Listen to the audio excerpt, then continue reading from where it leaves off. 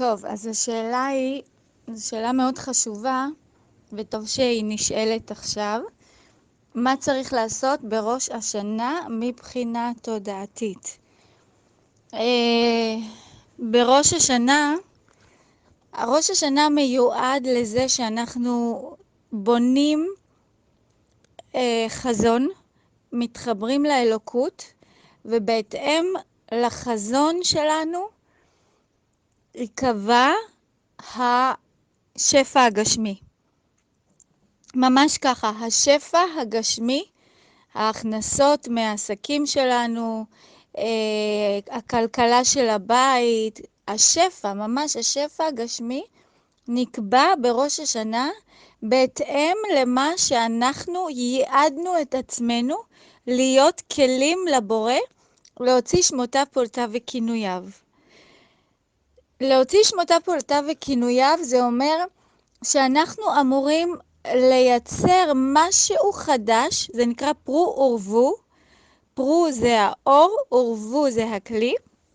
אנחנו אמורים לייצר משהו חדש, תולדה שלישית מאור וכלי שמייצר משהו שעדיין לא קיבל ביטוי פה, שהבורא צריך להוציא שמותיו פעולותיו וכינוייו. וזה יכול להיות בדבר מאוד פשוט אפילו, אבל זה משמש יד אריכתא של הבורא להוריד עוד אורות עד הקומה של עולם העשייה, זה נקרא קומה שלמה. אז ראש השנה מיועד לזה שאנחנו יושבים וחושבים מה ואיך אנחנו הולכים לצנר את הבורא בשביל לשמור על רקמת האחדות. זה יכול להיות מיזם שאנחנו רוצים להקים, זה יכול להיות אפליקציה שתגרום לאחדות בעם ישראל ובעולם כולו, זה יכול להיות כל מיני רעיונות. גם אם יש לנו עסק עכשיו ואנחנו מייעדים אותו ממש נקודה קטנה, הנה בא אליי לקוח, איך אני עכשיו גורם לו להבין שיש ואהבת לרעך כמוך. או כל דבר כזה בהתאם למידת האמת שהאדם, זה אפילו לא נדר, אלא הוא מתחבר לאמת שהוא ממש, שהוא השפע בעצמו והוא המשפיע בעצמו, ככה יעשה השתוות הצורה עם השפע הגשמי שהאדם יקבל.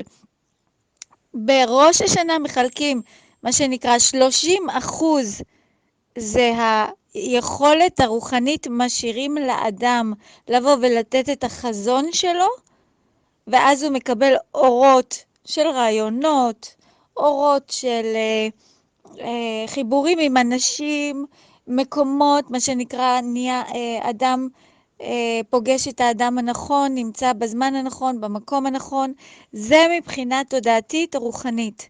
ה-70% הנותרים מיועדים לשפע הכלכלי, כי הבורא אומר, אוקיי, בוא תראה לי שאתה יכול עכשיו לעזור לי להיות שותף איתי, ממש שותף איתי, להוציא שמותיי, פעולותיי וכינויי שעדיין לא נבראו, ובהתאם לזה אני אחראי לתת לך את השפע שאתה צריך, השפע הגשמי. שלמשפחה שלך לא יהיה חסר שום דבר, ושיהיה לך למיזם שלך וכו'. מיזם זה לא משהו טכנולוגי דווקא. זה יכול להיות, אני לא מדברת על קרן חסד, אני מדברת על זה שאדם צריך להתחבר ללב שלו ולהגיד לבורא, אני עכשיו יד אריכתא שלך, לשמור על רקמת האחדות, אפילו מול אדם אחד. שני אנשים, קבוצה, זה לא משנה. בהתאם לרמת החזון, ככה השפע כלכלי. אבל יש פה תנאי מאוד חשוב, זה גם בהתאם לכלי שאנחנו יכולים להכיל את האור של השפע. אז לא לעלות מעל הפופיק ולהגיד אני הולך להציל את העולם, לא צריך את זה. הבורא ידאג טוב מאוד איך לסדר את הבריאה. רק צריך להביא משהו שלא קיים, זה יכול להיות אפילו בתוך המשפחה. אני הולך כל פעם בחודש לעשות ישיבה משפחתית ולחשוב על איזשהו רעיון מסוים עם כל המשפחה, איך לעשות נחמד, שיהיה לנו בניין יפה ושלום בין כל השכנים, ואם צריך אולי כסף לוועד בית לעשות גינה וכולי. למה? כי אני הולך לעשות השתוות הצורה עם איזושהי תכונה אלוקית. הבורא ידאג לשפע בהתאם לחזון שלנו. אז ראש השנה מיועד לזה. הוא מיועד שאנחנו נהיה כמובן עם המשפחה, אבל אנחנו צריכים לקחת כמה שעות עם עצמנו, להיכנס להתבודדות, להתבוננות, ולהגיד איך אנחנו הולכים לקיים שנה שלמה את החזון. ממש, זה סוג של חזון.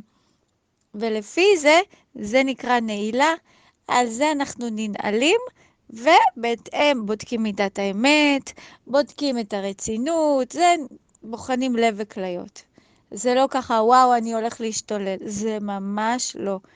וגם רואים עד כמה זה כאילו הבורא נותן זכייה בלוטו, ואומר, אוקיי, זכית כבר בלוטו. עכשיו אני אחלק לך את זה לתשלומים, בהתאם לדרגת ההתקדמות שלך, שאתה מחובר למידת האמת, לא שלך, לא האמת הסובייקטיבית, אלא האמת האובייקטיבית, על האמת של הסופר אורגניזם.